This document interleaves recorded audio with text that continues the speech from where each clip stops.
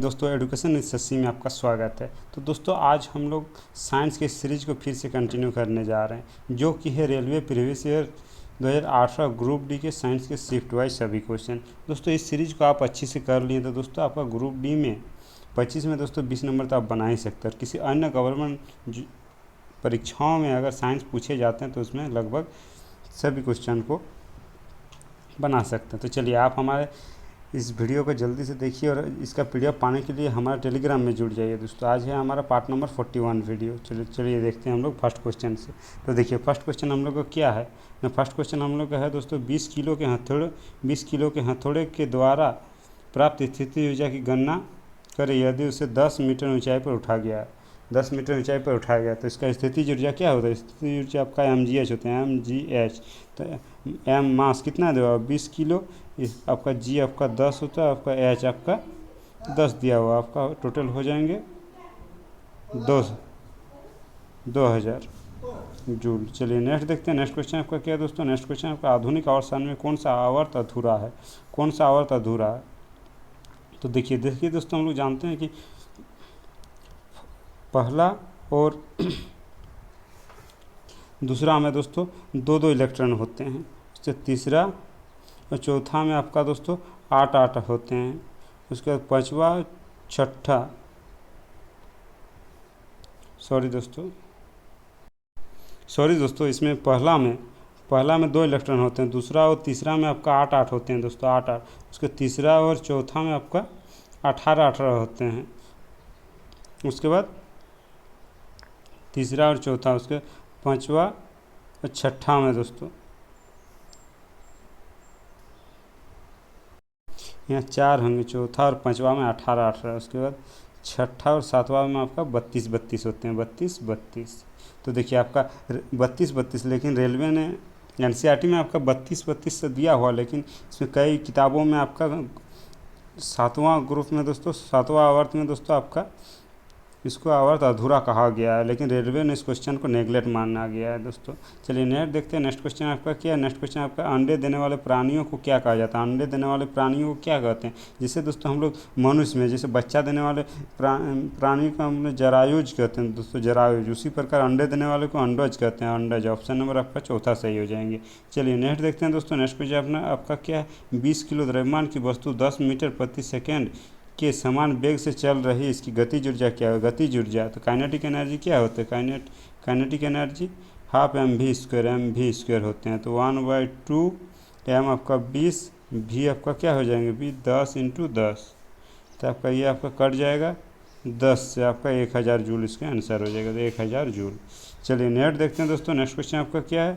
विकासवाद का सिद्धांत के अनुसार हमारी संरचना किसके अनुरूप है। विकासवाद का सिद्धांत, इसमें दोस्तों आपका विकासवाद के हमारे मनुष्य की संरचना, सबसे पहले हम लोग बंदर थे। बंदर से धीरे धीरे उसका एक पीढ़ी विकसित होते होते हम लोग मनुष्य में आए। तो वही आपका विकासवाद सबसे पहले आपका चिंपांजी, बंदर चिंपांजी में थे। यही विकासवाद का सिद्धांत की संरचना है। चलिए नेक्स्ट क्वेश्चन देखते हैं दोस्तों। नेक्स्ट क्वेश्चन आपका क्या है। किस प्रकार के उत्तक ग्रंथियों का निर्माण करती है। उत्तक ग्रंथियों का निर्माण करती है तो हमारे दोस्तों संयोजी उत्तक जो ग्रंथियों का निर्माण करते, बहुत से कोशिकाओं एक साथ जुड़े होते हैं, संयोजी उत्तक। चलिए नेक्स्ट देखते हैं। नेक्स्ट क्वेश्चन आपका क्या है दोस्तों। नेक्स्ट क्वेश्चन आपका हो जाए निम्नलिखित कथनों में कौन सा कथन सत्य है। कौन सा कथन सत्य है। देखिए इसमें कठोरता का दिया गया। उच्च दाब के आयतन को घटाने वाला पदार्थ या गुणधर्म होता है, यह मुख्यतः वायु के द्वारा प्रदर्शित किया जाता है। यह सरासर गलत है दोस्तों, वायु के द्वारा प्रदर्शित नहीं होता, गुणधर्म नहीं होता। नेक्स्ट आपको तरलता, किसी वस्तु के बहने के गुण तरलता कहलाता है। ये आपका सही है। यह मुख्यतः वायु और द्रव में प्रदर्शित किया जा सकता है। ये भी आपका सही है दोस्तों। तो ओनली दूसरा वाला सही है। तो इसका ऑप्शन आपका केवल दूसरा सत्य है, केवल दूसरा सत्य है। ऑप्शन नंबर 3 इसका सही हो जाएगा, केवल दूसरा सत्य है। चलिए नेक्स्ट क्वेश्चन देखते हैं। निम्न में से कौन सा कार्बन का अवरूप नहीं है। कौन सा कार्बन का अवरूप नहीं है। तो कार्बन का अवरूप देखिए 2 प्रकार के होते हैं, संतृप्त एवं असंतृप्त। तो इसमें दोस्तों हीरा, ग्रेफाइट और फ्लोरीन आपका कार्बन का अवरूप है, लेकिन कोयला आपका कार्बन का अवरूप नहीं है। तो ऑप्शन नंबर चौथा इसका राइट आंसर हो जाएंगे। चलिए नेक्स्ट देखते हैं दोस्तों। नेक्स्ट क्वेश्चन आपका क्या है। नेक्स्ट क्वेश्चन धातुएं विद्युत की ऐसी चालक होते हैं क्योंकि उसमें निम्न में से क्या ढीली होती हैं। इसमें दोस्तों इलेक्ट्रॉन इसकी ढीली होती है, उससे विद्युत का अच्छा चालक होती है। ऑप्शन नंबर आपका ए सही हो जाएंगे। चलिए नेक्स्ट देखते हैं। नेक्स्ट क्वेश्चन, यदि किसी वस्तु का वजन 200 है, 200 केजी है, इसका द्रव्यमान क्या होगा। देखिए दोस्तों, वजन 200, किसी वस्तु का वजन 200, तो इसका क्या होगा। तो देखिए डब्ल्यू इसको हम लोग जानते हैं, डब्ल्यू इसको एम जी होते हैं, एम जी। तो एम निकालने के लिए कहा गया, एम बराबर आपका डब्ल्यू अपन जी, तो 200/10, तो आपका कट जाएगा, तो आपका 20 केजी हो जाएगा, 20 केजी। चलिए नेक्स्ट क्वेश्चन देखते हैं दोस्तों। नेक्स्ट क्वेश्चन आपका क्या, निम्न में से कौन सी एक सतही परिघटना है। सतही परिघटना सतह पर होते हैं दोस्तों। तो आपका बाष्पीकरण जो सतही परिघटना है, जितना सतह उसका बड़ा होता है, बाष्पीकरण की दर उसका जल्दी होते जाएगा। तो आपका ऑप्शन नंबर 3 इसका सही हो जाएंगे। चलिए नेक्स्ट देखते हैं दोस्तों। नेक्स्ट क्वेश्चन आपका क्या है, वह तापमान क्या कहलाता है जब एक ठोस वस्तु वायुमंडलीय दाब पर पिघल कर द्रव अवस्था में आ जाती है। पिघल कर द्रव अवस्था में आ जाती है, तो उसको क्या कहते हैं दोस्तों। ठोस पिघल कर वायुमंडलीय दाब पर पिघल कर द्रव अवस्था में आ जाती है, उसको दोस्तों हम लोग गुप्त ऊष्मा कहते हैं। जैसे हमारे भाप, मान लीजिए कोई चेंज होते हैं, ठोस से या द्रव से गैस, कोई भी अलग से चेंज होते हैं। जैसे आपका भाप हो गए तो लगते हैं, तो उसमें बहुत सारे इंटरनल जलन से होते हैं, उसको हम लोग गुप्त ऊष्मा होंगे दोस्तों। गुप्त ऑप्शन में चौथा इसका सही हो जाएंगे। चलिए नेक्स्ट देखते हैं। नेक्स्ट क्वेश्चन, ऑक्सीजन की मदद से ग्लूकोज का CO2 तथा OH2O के पूर्ण अपघटन किसके द्वारा होते हैं। तो आपका किसके द्वारा होता है, आपका ऑक्सीजन के द्वारा होता है, तो उसको ऑक्सीशोषण कहते हैं। ऑक्सीजन की उपस्थिति में यदि कोई होता है तो उसको ऑक्सीशोषण, और दोस्तों उसको यदि ऑक्सीजन की अनुपस्थिति में तो उसको अनॉक्सीशोषण। तो इसमें आपका दोस्तों इसमें ऑक्सीशोषण होंगे, ऑक्सीशोषण इसका आपका ऑप्शन नंबर 3 से हो जाएंगे। ऑक्सीशोषण ऑक्सीजन की उपस्थिति में होता है, ऑप्शन नंबर 3 इसका सही है। चलिए नेक्स्ट क्वेश्चन देखते हैं दोस्तों। नेक्स्ट क्वेश्चन आपका, सी ट्यूब तथा सतह कोशिका मुख्य रूप से किसके संरचना के लिए जिम्मेदार होती है। सी ट्यूब, देखिए दोस्तों हमारे पेड़ पौधे के बारे में बोल रहे हैं। पेड़ पौधे में 2 प्रकार के उत्तक होते हैं, एक जाइलम, दूसरा होता है फ्लोएम। तो जाइलम क्या होता है, जाइलम पेड़ पौधे में पानी पहुंचाने का काम करता है, ये आपका पोषक तत्व तो खनिज को पहुंचाने का काम करता है। जो खनिज को पहुंचाने, तो उसमें छोटे ट्यूब होते हैं, जो उसी ट्यूब के माध्यम से पौधे अपना भोजन को पहुंचाते हैं। उसे ऑप्शन नंबर आपका सी से ही हो जाएंगे, फ्लोएम में पाया जाता है। चलिए नेक्स्ट देखते हैं। नेक्स्ट क्वेश्चन आपका क्या है दोस्तों। नेक्स्ट क्वेश्चन आपका, जब लिटमस विलयन है तो अम्लीय क्षारीय होता है, तब इसका रंग क्या होता है। तो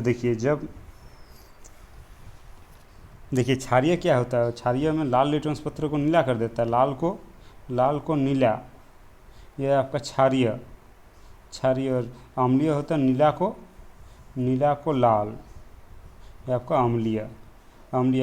और जो उदासीनी होते हैं उसका रंग हमेशा बैंगनी कलर का होता है, तो इसका रंग क्या होगा, तो आपका बैंगनी कलर का होगा। तो ऑप्शन नंबर 2 इसका सही हो जाएंगे। चलिए नेक्स्ट क्वेश्चन देखते हैं। नेक्स्ट क्वेश्चन आपका क्या, एक वस्तु 4 सेकंड में 20 मीटर, अगले 2 सेकंड में 10 मीटर तथा अगले 4 सेकंड में 30 मीटर की दूरी तय करती है, तो इसकी औसत चाल क्या होगा। औसत चाल एवरेज वेलोसिटी क्या होगा, total distance upon total time. तो टोटल डिस्टेंस कितने हो, 20, 10, 30 और 30 60, आपका 60 हो गया। और समय 4, 2, 6 और 4, 10, तो आपका कट गया, तो आपका 6 मीटर प्रति सेकंड इसके आंसर हो जाएंगे, 6 मीटर प्रति सेकंड। चलिए नेक्स्ट देखते हैं। नेक्स्ट क्वेश्चन आपका, कौन सा तत्व ठंडे जल से तीव्र अभिक्रिया करता है। ठंडे जल आपका सोडियम दोस्तों, सोडियम में हवा के साथ या ठंडे जल के साथ आने में बहुत तीव्र गति से इसका रिएक्शन करता है, इसीलिए इसको केरोसिन में डुबा कर रखता है दोस्तों। ऑप्शन नंबर ए सही हो जाएंगे।